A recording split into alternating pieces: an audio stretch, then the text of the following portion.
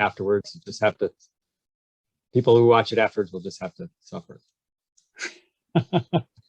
Okay, so my name is Will Snyder, and I'm here to talk about this year's current issue and how some things you can do to prepare for that, particularly community research.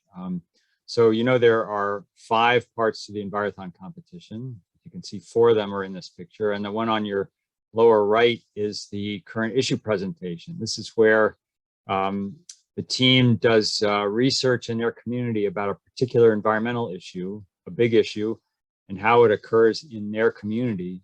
And then they propose, they report on what they find, and they propose some solutions. And they talk to they make this presentation to a panel of judges. This has worked both in the field and online, in person or virtually. Here's a team making a presentation in the field. This year's topic is achieving a zero waste future for Massachusetts.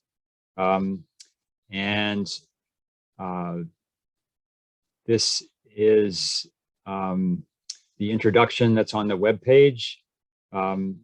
I think I would just make sure that you key in on the fact that on the terms zero waste and circular economy. These are both good search terms to use, I've found. It's important to remember that waste management doesn't happen in isolation. In fact, it's a really big piece of both addressing climate change, and it's also good solutions for waste management are also good solutions that point us towards social and environmental justice. So this year's current issue is a challenge on 2 levels. Usually we tell you, don't talk about what you can do just in your own personal life or in your family or in your school. Talk about your whole community or your region. This year we're asking you to do both. To prepare, teams should keep an eye out for solutions on 2 levels. One is individual and voluntary action, what you can do in your individual life, in your household, in your neighborhood or your school, to persuade others to change wasteful practices.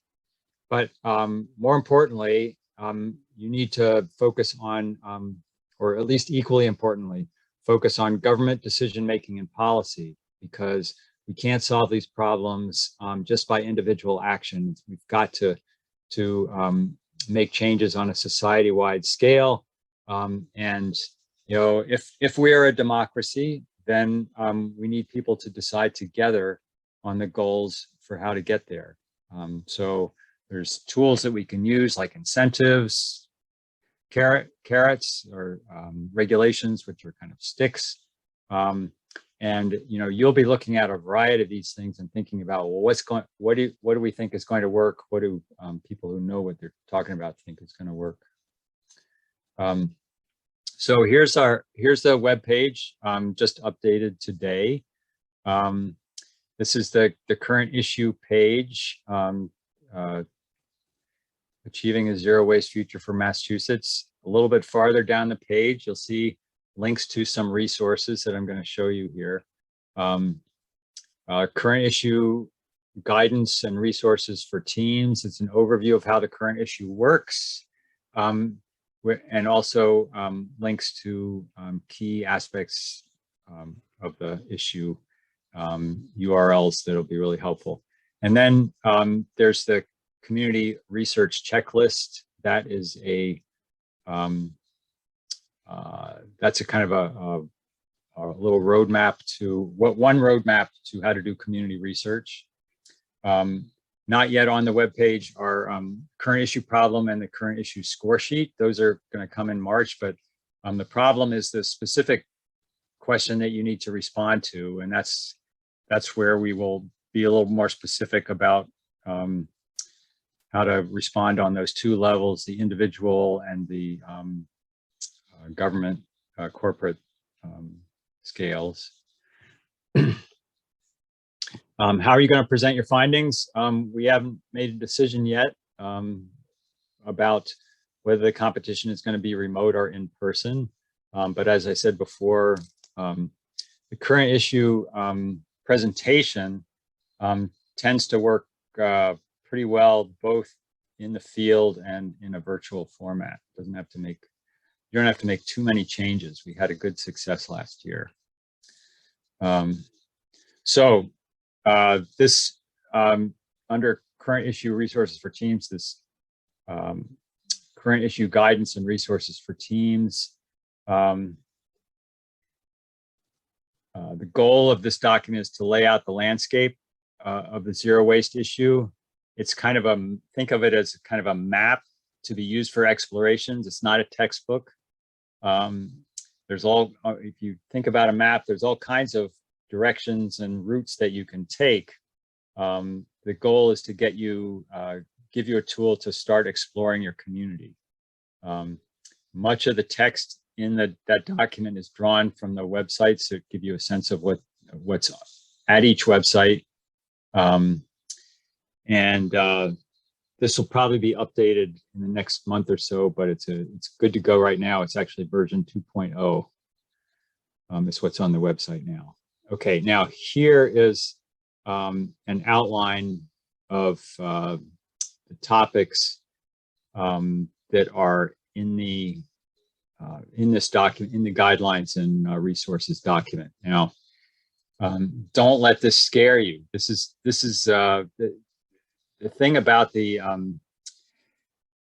current issue and your community research. Remember, you are in charge of how far you go and where you go. You decide how much time you have. You decide where your interests are. I could tell you stories. Some of you probably have heard me say before how teams that really catch fire on an issue or in an area that really makes sense to them. I say, you can make your presentation however you want. Just remember that the judges are going to score you based on the score sheet, and you'll see the score sheet, so that'll help you decide. But these are all areas that are open for exploration, where there are lots and lots of interesting sites or websites online that you can use. Let's see, what should I point out in particular? I think I'll just let you see that, and I'll go over some specifics in the community research checklist. So the research checklist, these are research tasks that are useful for any teams as a guide. Your own questions will take you deeper, but this is a way to get some breadth. And if you want to earn the Community Research Award, which means that this award goes to teams that do really deep and broad research in their community. They hit a lot of topics, they use a lot of sources. Then if you fill out this checklist and return it before the Envirothon, then you can earn this award. You don't have to do this. People have found that even if they don't go for the research award, that using the checklist is a useful way to kind of get some breadth. So let's see. This is yellow because it's what's white is actually the checklist document. I'm gonna the first and most important thing you're gonna do is talk to people. Now, yes, you're gonna do some research online to get you started, but people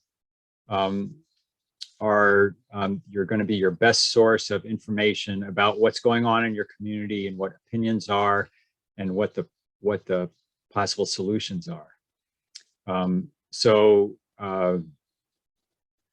you for the we suggest that you talk to at least 3 people, and there are lots of topics that you might talk to them on. I'll see if this is confusing to you or not. It was a little bit confusing to me as I wrote it, trying to figure out how to present this idea. So you need to talk to at least 3 people, and then you need to find people who are knowledgeable or have experience in at least 3 of these areas. So when you find somebody, say I'm in your town and I am in charge of the recycling program, talking to people about the recycling program, you'd say, okay, he fits this definition. He's educating the public about waste management in our municipality. So you write down Will Snyder and what his job is and how to contact him on this form. So you're going to be talking to people in your municipality, people who are doing hands-on stuff, people who know history of waste management, sites and practices in your community. Now, this could be anybody. It could be your grandparents who may know about a local dump. Did you know that, within the lifetime of people alive now, that pigs were used for waste management in Worcester? Investigate that. So a person with job responsibilities with different kinds of waste, food waste, plastic waste, plant and animal waste, and forestry, suburban landscaping, agriculture, or somebody who's involved in repair and reuse.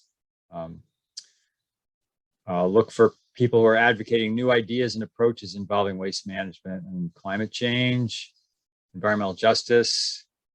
There's actually a lot of legislation in the State House that you might want to look at that's in this in the guidance document. There's a lot of stuff happening. You might want to talk to your state legislator about what they think of the legislation in the State House. These are some potential people that you might want to talk to. I just mentioned your state legislator. There's in municipal governments, recycling coordinators, particularly important. State governments, the Mass Department of Environmental Protection is the big one. But again, your state legislator. And then the federal government, the U.S. Environmental Protection Agency, their website has a lot of good information on waste management and recycling.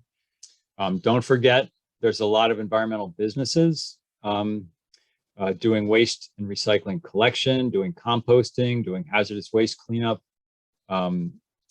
And there are also organizations advocating for zero waste at the state level: PERG, Conservation Law Foundation, Center for Ecological Technology, Zero Waste Massachusetts. Actually, this O should be over here because they are not businesses. And then there's a bunch of organizations that do networking: Environmental Business Council of New England and Mass Recycle. Once you start talking to some individuals, you'll start hearing some of these names, especially in local businesses and municipal government. You're going to get more familiar with these. I want to introduce a new idea for the current issue this year in terms of something to think about as you interview people in your community. What's their theory of change? I wonder if any of you have heard this term, theory of change. It's new to me this year, but apparently it's been around. The idea is that we all have assumptions about the way the world works and how change happens. Lots of times these are not stated or we haven't really thought about them, but they are subconsciously, they're there. kind of guiding our decision making. Each one of the people that you talk to in your research has some ideas about the way the world works, right? And from their position in their job, they have a sense of what's possible and what changes need to be made. What are the action strategies that they might use? Sometimes you'll get a sense of people's theory of change in their temperament. Are they the kind of person who really does best when they are fitting into a system and following orders, or are they somebody who likes to branch out and be a rebel and go to demonstrations, make change that way? How do they think change happens? And paying attention to the theories of action and theories of change that your resource people have is going to really enrich, I think, your understanding of how this issue works in your community. And in many ways, when you present your recommendations in your current issue presentation at the Envirothon,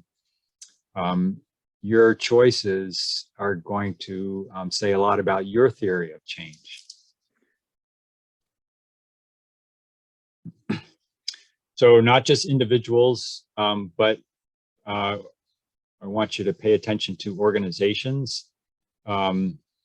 It's really important to keep in mind the different levels of government that are involved. There's federal government, like the U.S. Environmental Protection Agency. There's state agencies like the Massachusetts Department of Environmental Protection that works with EPA.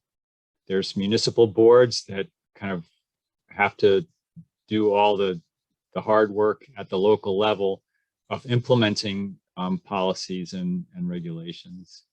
There's the non-governmental organizations that may be organizing volunteer work or advocating for changes. There's businesses that are being paid because they have an expertise in some kind of waste management or waste collection. So we want you to talk about, talk to organizations, at least 3 different kinds of organizations in your community. Watch for the different kinds. I want you to get out in the community too and visit at least 2 sites that are relevant to waste management, present or past. Well, little hint here, you might want to look at where every community had a landfill at some point, or a dump, or almost every community. Where was that dump, and what's happened to it now? It may be all covered up and have solar photovoltaic panels on it. We're going to provide you with access to an online map that you can use that will help you do some of this exploration. So for let's see, I'm sorry I covered this up. This is important. I don't know how not to cover this up. Let's see.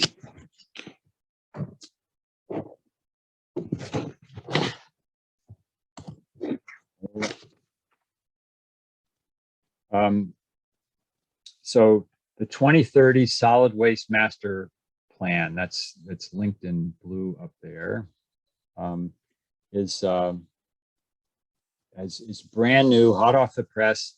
It's the Massachusetts DEP has created this plan for 2030.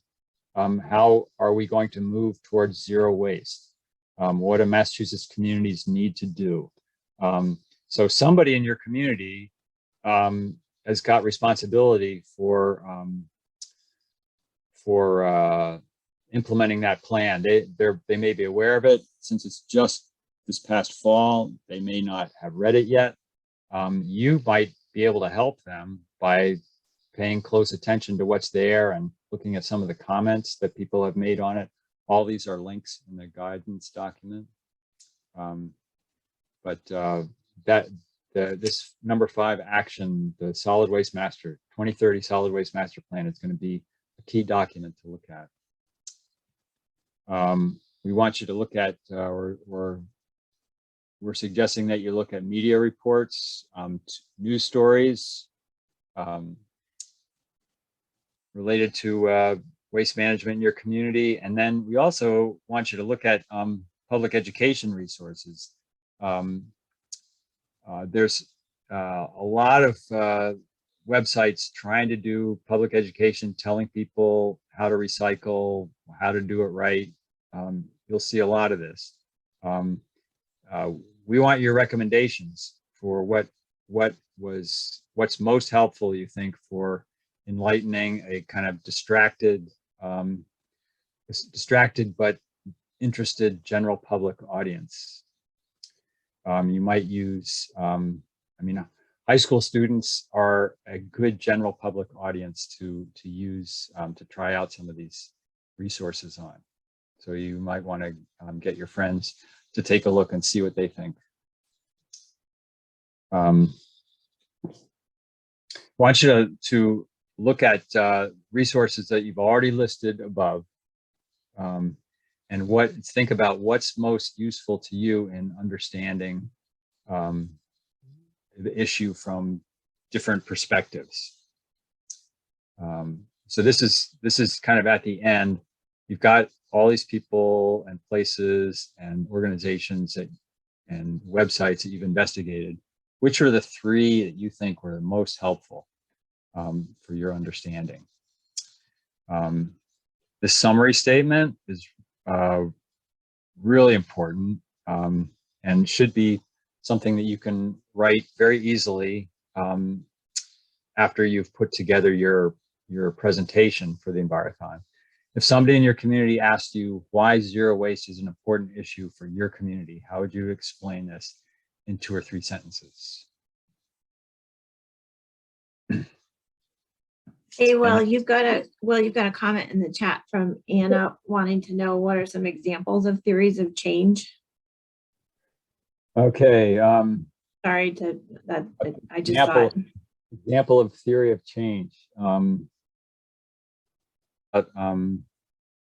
Marissa, who's the recycling coordinator in New Bedford. I would say she's really a networker. She's is very practically oriented. What are the rules that we need to follow, and how can we do it right? How can I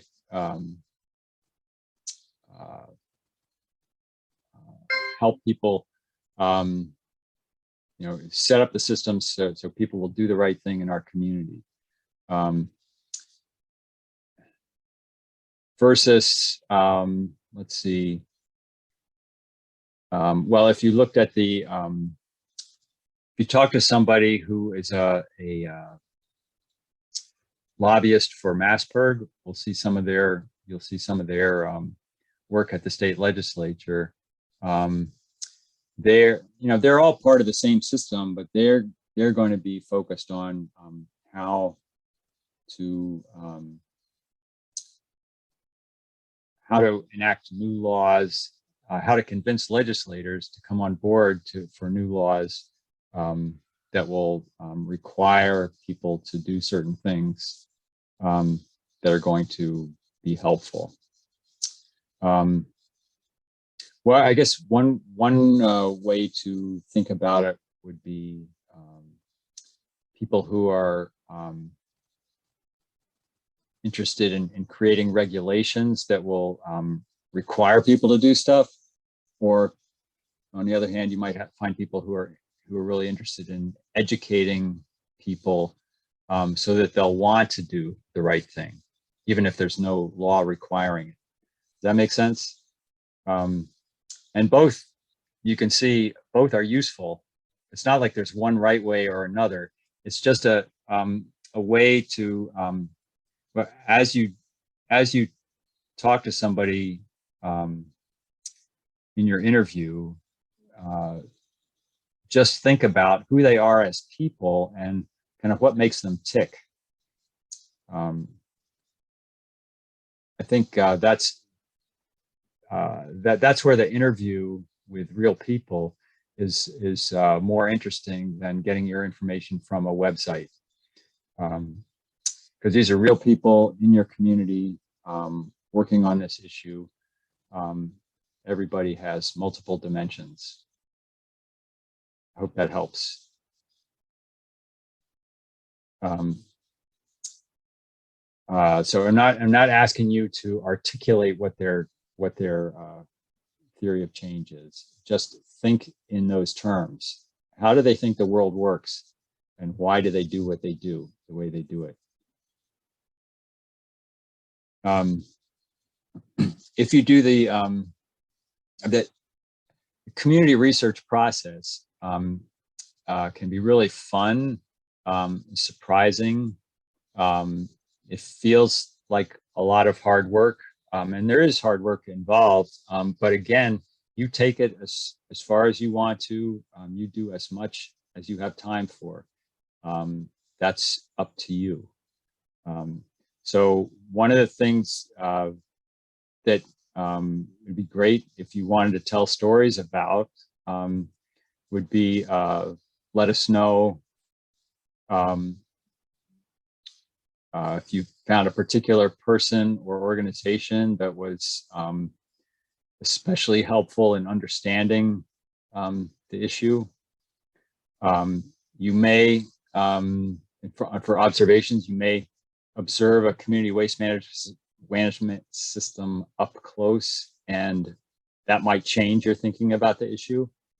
Or you might find something totally unexpected in your research. And that can be really fun too. So teams can do their community research and create a presentation and present it at the Envirothon and get their score. That's great.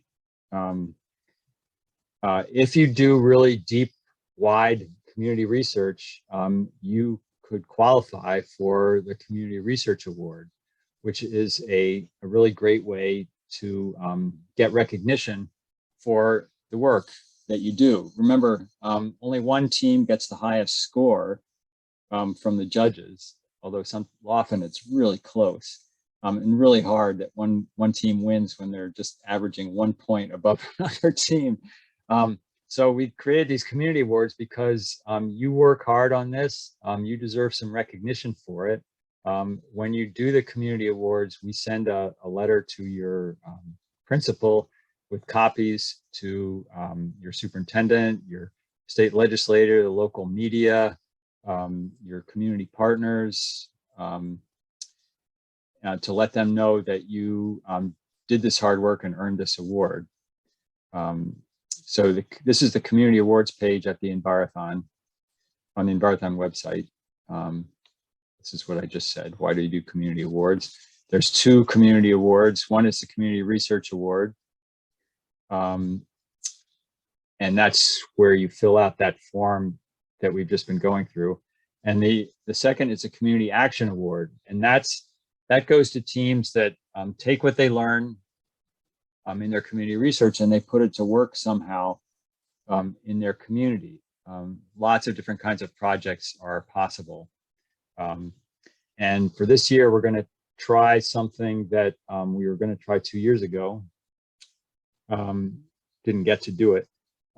You could choose to do a community action that's to create a 2 to 4 minute digital social media presentation for your community on what our community needs to know about zero waste and how we can get there. So that could be a fun way to kind of crystallize what's in your current issue presentation and put it out there on social media in a way that in a catchy way that will catch your community's attention and maybe spark some change. On the web page, these are the forms. They're all here they're all ready to go now. Put them up there this morning. And I won't go through. If you click on the all-in-one community awards form and scroll through it, you'll see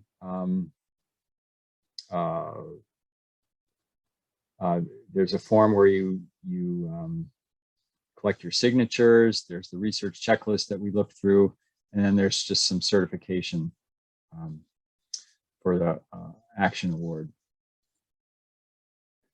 And this is how you feel when it's over and you win, or when you do a good job. This is the Brockton team after they won won the current issue in 2018, I believe it was. So that's me. I really would be happy to get questions from you all. Email is best, but phone is there too. If we have time, I have some website examples to show you. I went through the guidance document. I just clicked on a bunch of websites, and I can go through those now, give you a sense of what's out there, if you want. And are there any questions at this point? Britta, is there a third chat question? I don't see any questions in the chat, but people are welcome to type them in. And I believe I've got your settings so that if you want to unmute yourself, you can at this point, and just ask them. This website, these websites are in the, I guess the slide, Britta has the slideshow too. You're welcome to post that. Anyway, the links are all in the guidance document, as I said. So here's one of the things that you're going to find online, and that is people have some videos where they explain and show and tell things about waste management. And this one is actually from Springfield, the Springfield MRF. You know what a MRF is? The Materials Recycling Facility. It's where our Western Mass recycling goes. I don't know where yours goes. You could find that out. But there's some really fascinating videos out there that show you what happens when we do this single stream recycling, which I just don't believe in, but it happens. They just dump all these huge piles of recycled materials and then run them through these machines that separate them out by, plastic, paper, metal, glass. And you get to see some of those in operation. It's kind of fun. There's the Story of Stuff. I don't know if any of you have encountered this before, but it's a really fun cartoony introduction to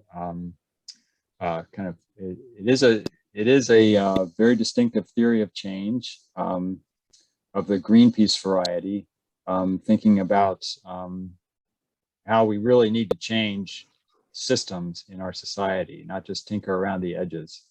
And the Story of Stuff is a really fun video that I recommend. It's quick and fun. Here's something related to the theory of change. This is a change maker personality quiz that the Story of Stuff project does. They have a special plastic edition. They have this change maker personality, which kind of hones in on the different ways that we can work to make change, and kind of what fits with who you are as a person. It's a really thought-provoking and fun activity to do. Here's a cool website in the environmental justice mode. This is a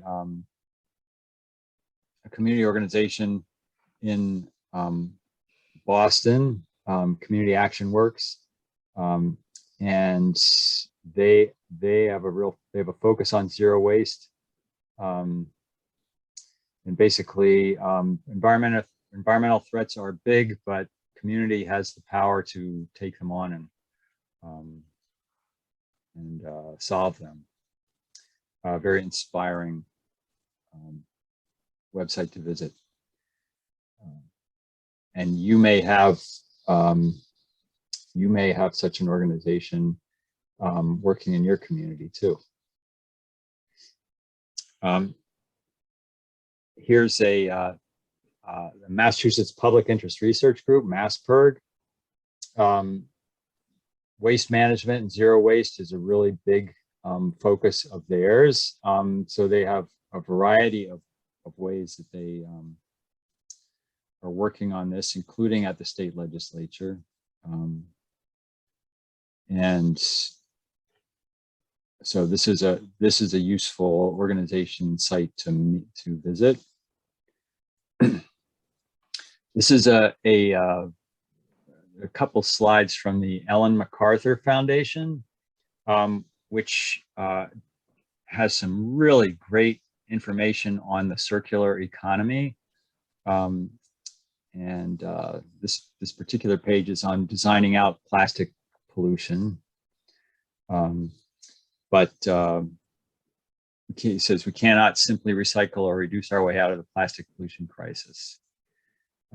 If we don't act now, by 2050, there could be more plastic than fish in the oceans. Kind of a stark warning. And then a little further down that same page, here's a bunch of videos that they've got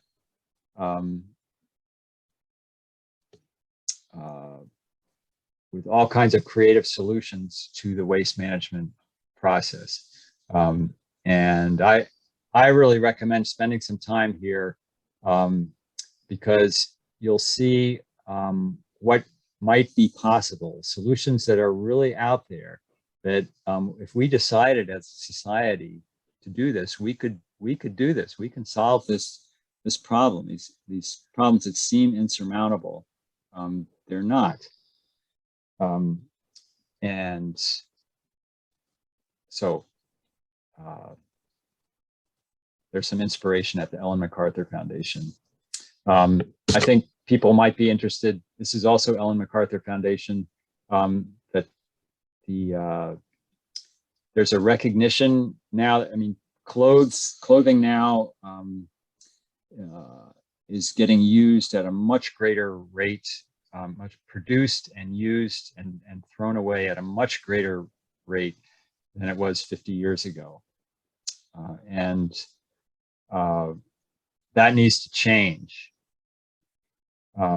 So this website, this web page has some links to that, but there's a bunch of links in that guidance document that'll help you discover that. One of the things is that just this year, it's going to be required that Massachusetts residents not put textiles in their garbage, that they have to be recycled.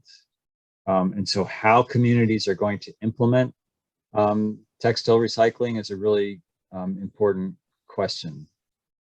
There's some things already happening now. In Amherst, we have a place that we can take all our old clothes and sheets and even shoes, and organization, a private business organization, it's a nonprofit actually, sorts it and puts it to good use.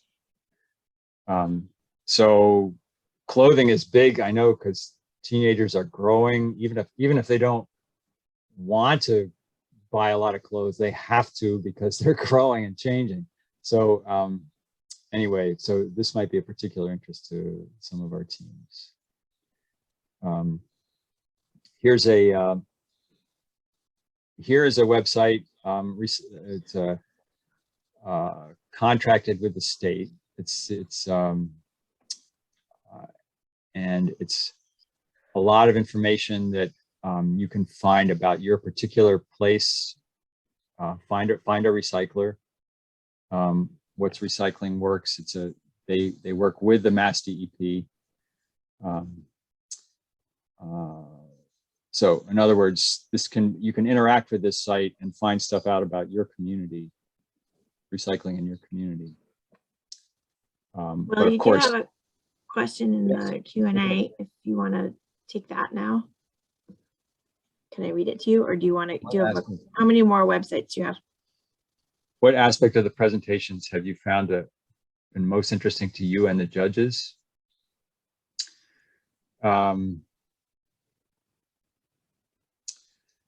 Let's see. As I've watched presentations, it's really hard to say. The power comes from you as the presenter. If it's something that you're passionate about, something you've discovered, a solution you've discovered, or a problem that you've discovered, your clear explanation of that with the power of your caring about the issue behind it, the judges really listen to that. So think about, really it's important to think about where you're, follow your interests here. You do need to, you will need to present general information about what you have found, but then you're welcome to zero in on areas that are most important to you.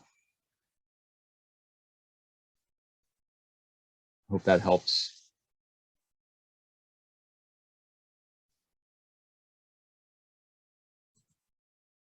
Okay. Okay, so here's the Institute for Local Self-Reliance. It's a national organization, but they composting for them is not just about creating compost. It's about creating jobs. It's about enhancing soils, protecting the climate, and reducing waste. So they're looking at this issue from a variety of angles. Their name tells it all, Institute for Local Self-Reliance. So this is a cool site to visit. Compost, a lot of people, when they think about food waste, they think about composting as a solution to that. Take a look at this food recovery hierarchy. Some of you who were involved with Envirothon a couple of years ago might remember it. But there's food waste. There's a lot of things that you should be doing to prevent food waste before it gets to the stage of composting. For instance, if you look at the triangle, see it's the most preferred solutions and the least preferred solutions. At the bottom is landfill or incineration. At the top is source reduction, reducing the volume of food that's generated. The second thing to do is feed hungry people. And if you can't feed people with it, feed animals with it. If you can't feed animals with it, then use it for industrial purposes, like separate out the oils, food scraps for creating methane that can be used for power. So do these things before you compost. Composting is kind of the last resort before you use a landfill. One of the things that I think that food systems, food waste will be a really interesting thing for you to investigate in your community. I recommend it as a focus if it draws you at all, because there's a lot of people doing all these different things in or near your community or with your food waste. Again, at the state level, larger organizations, restaurants and food stores now cannot just throw food away into the trash. They have to, like the textiles, they have to do they do have to do a separation out and recycling separately. And before long, it's going to be a responsibility for all of us in our households to do that. So that could be a really interesting thing to look at. Okay, there are some issues. Not everybody is in agreement on what we need to do with solid waste. And here's an example of that. All these are, are reputable, scientifically based, responsible sources. This is the U.S. Energy Information Administration. And here's their website on waste to energy. And basically what happens in waste to energy is you take all our trash, or what's left over after recycling comes out of it, and you burn it, and you use the energy from the burning to create power, heat and power.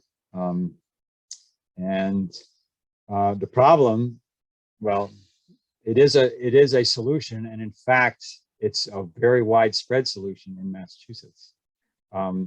But here's the Natural Resources Defense Council, which is a national nonprofit environmental advocacy organization that has taken a stance that waste incineration, burning trash is harmful.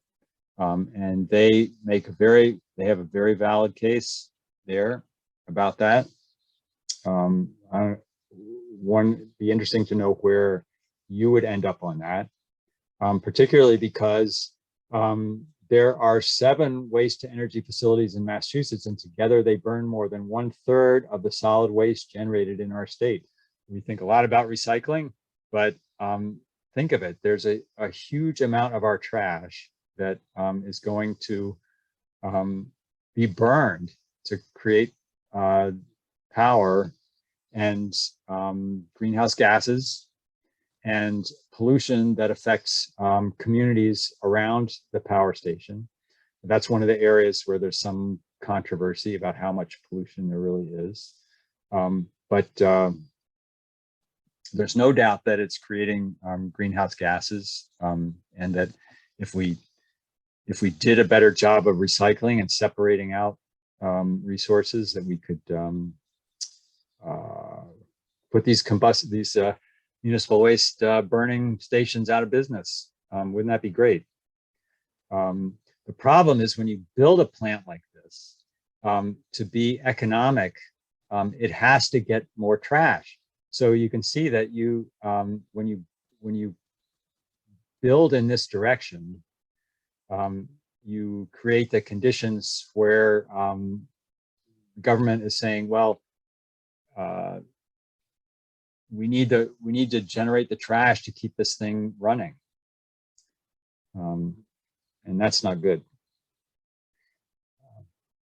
So, and here is that 2030 solid waste master plan. There's a link to it. It's a lengthy document, but it's a PDF, and so it's searchable. So you can search for your town, and there's search for particular issues. There's this document that the state created, but they've also published all the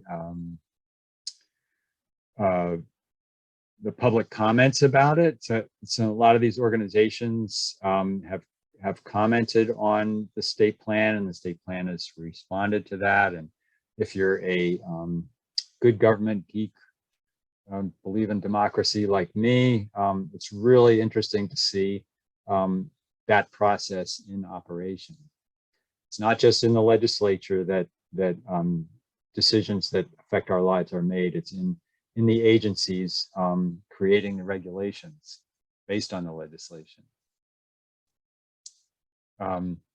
Speaking of legislation, the Better Bottle Bill campaign just launched last fall, and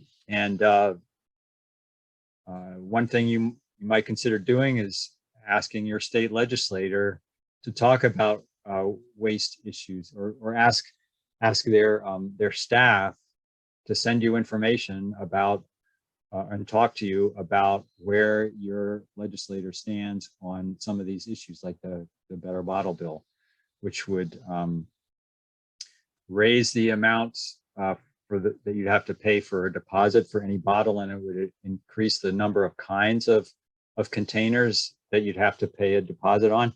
The bottle bill is a very effective way to proven effective way to get materials recycled. Okay, so it all comes back to you guys doing your presentation, again, what really matters is what's of interest to you as you look, your curiosity about your community, the people that you find to talk to, and then the issues, the places that you visit, and the issues that emerge as most important. Tell that story to the judges. Tell them what you think needs to be done, both in people's personal lives and in what the government needs to do to make change. You'll feel like this. Okay. Any questions?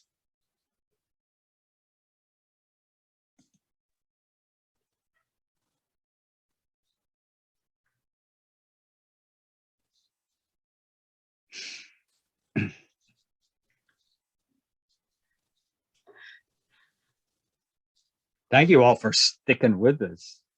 Yeah. I don't have a reputation for being a very dynamic speaker, so I appreciate your sticking around. I hope it's helpful.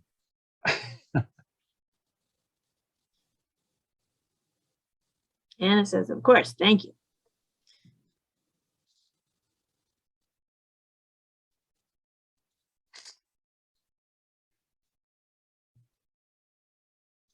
Does anybody else have questions? You want to either unmute yourself and ask, or type in the chat or the question and answer. San says, thank you so much.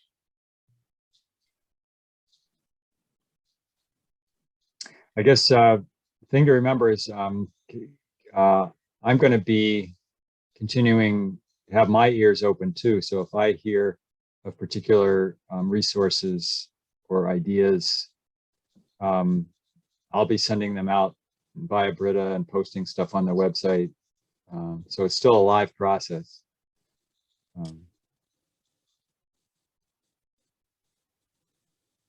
And you're welcome to contact any of us if you have questions or ideas that you want to share out too.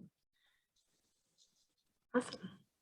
Well, thank you, Will, and thank you all of you for being here. I'm going to stop the recording unless you have one last thing you want to say, Will, to record for all posterity. Great. I have had a lot of fun looking at this stuff, and I really am looking forward to listening to what you have to say in May. Me too. So thanks.